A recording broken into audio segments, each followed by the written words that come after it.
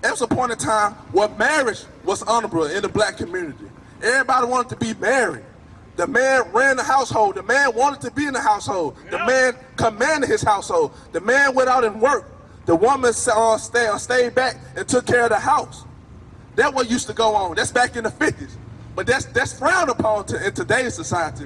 The woman said they don't want to have the 1950 way of living. They want to do their own thing. That's right. The man ain't there. The man don't want to be around. The woman want to be the man now. The kids telling everybody what to do. This whole earth is out of course. That's right. Hey, my brother right here with the hat on. Hey, come deal with me. Come deal with me, man.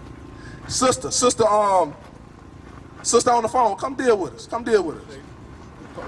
Yeah, you come in the shade, brother. Come around the side in the shade. We don't want you to get hot. All right, so what we're going over is that it's high time to wake out of sleep. So we got our all these negative stereotypes on our people today, and we wondering why. Why do you think so? Why do you think in the black community that it's good to walk around with a gun? Why you think in the black community it's good for all women to dress half naked and go twerk everywhere and do all these different things? Why you think that feminism is being pushed so hard in our communities? You know, where the woman is in control. When you think about it, most of the time when I see young men and I'm talking to them and I'm talking about God, they say, well, my grandma didn't teach me that. My mama didn't teach me that. Right. Where's the men that for our communities? Why is this going on? You gonna say, bro? You like to see, man, this that are going on.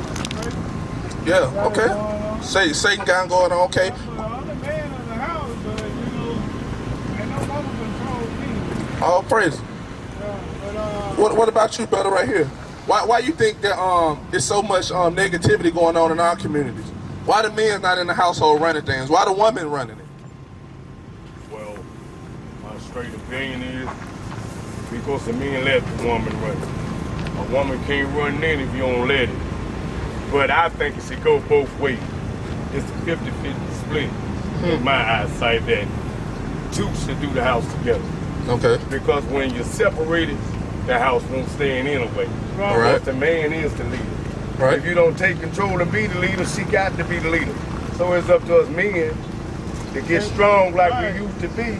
That's right. And take control of our domain. See, if we don't take control, our kids don't continue to kill and steal and rob. That's what's going on today, right? One parent can't teach them by themselves. They can try. But a kid is going to be a kid as long as they're a kid, and when they grow up, they're going to do what they want anyway. Okay, you got some good points. What about you, sis? What you think about the situation going on in the black community today?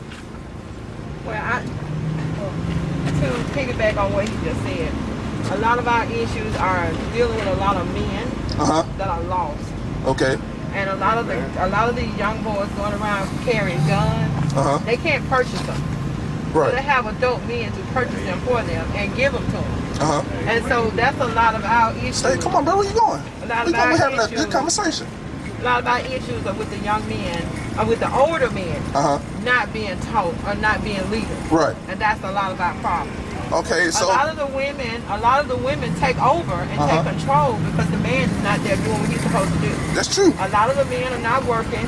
The woman is doing all of the working, paying all of the bills.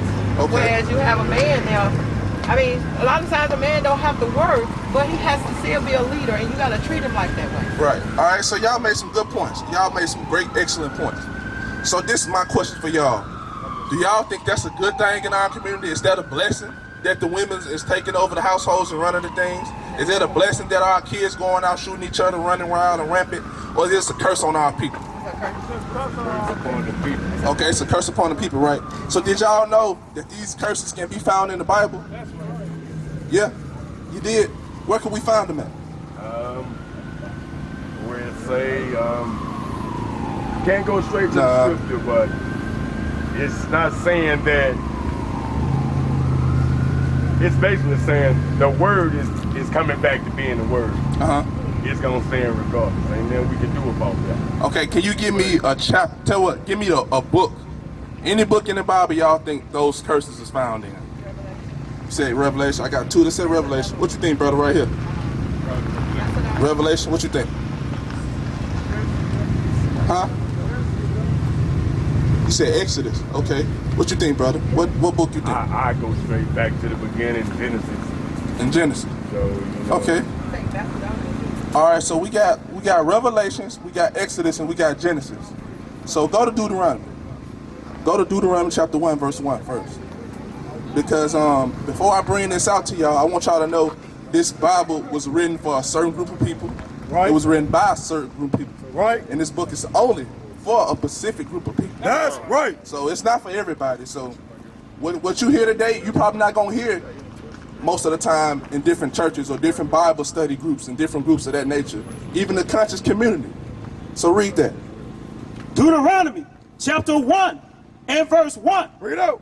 These be the words which Moses spake unto all Israel. Until everybody in the world. Unto all Israel.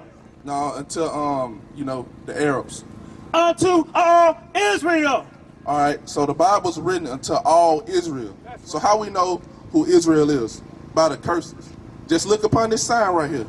If you can find your race or whatever they call you here in America or just on this green earth, you can find yourself on this sign. Right.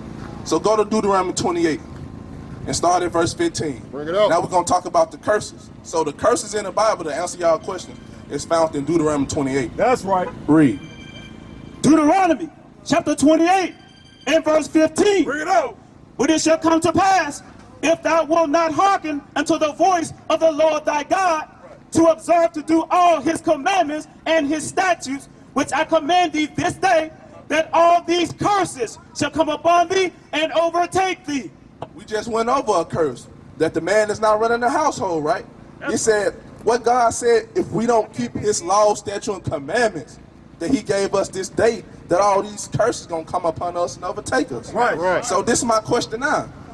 Do we, as a nation of people, keep the commandments of God? Because y'all really say that most of the people y'all know in y'all families, most of the people y'all know at work or in your church groups or in your different congregations, do we keep the laws of God today as a nation? Bring it out. You say no, no. Do I have anybody that say yes? I'll do it like that. So everybody agree, that's no. So why is that? Why are we not keeping the laws of God? Go to the next verse. Just keep reading. Curse shall thou be in the city, and curse shall thou be in the field. So we talked about a curse that's in the city. I just want to know, did y'all remember what you said? Because y'all said it earlier. Who remember how we cursed in the city? Can y'all say, I'm put it like this. Can y'all give me any situation that where blacks, Hispanics, and Native American lives in the cities that differs from other ethnic groups, from other races? Do we live, I tell you what, do we live in the best communities here? No. They used to be the best community. They Used down. to be. They down. So we can't upgrade our communities, right? We can't renovate our houses like that, right? Right. So won't that be a curse on our people? Yeah, that's a curse on them. I tell you what, I'll give you another one. The high murder rates, the high crime rates. Is it found all over Birmingham? Or is it in the part of Birmingham that most of us live? Most of the dark-skinned people live. That's right. That's right. Do y'all feel that's a curse on our people? Because it is a curse on our people. But why is it a curse on our people? Because we didn't keep the laws of God. Why didn't we keep the laws of God? Let's go back to Isaiah 1 and 3. Everybody wants to do what they want to do. Everybody, that's right. Everybody want to do what they want to do. Everybody want to fit what they want to do. Okay, so tell me this. Answer this, sis. You said everybody want to do what they want to do. So if God gave you direct instructions, laws, statutes, and commandments on how to live, and you go outside of that, what is that called?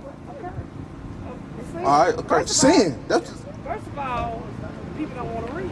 Right. So when they don't read, they don't know. Right. So that's why people like y'all are here to tell people, because people, he said people come because people lack of knowledge. That's right. They want to read. That's right. So we see it daily. All of us. Everybody out here see it daily.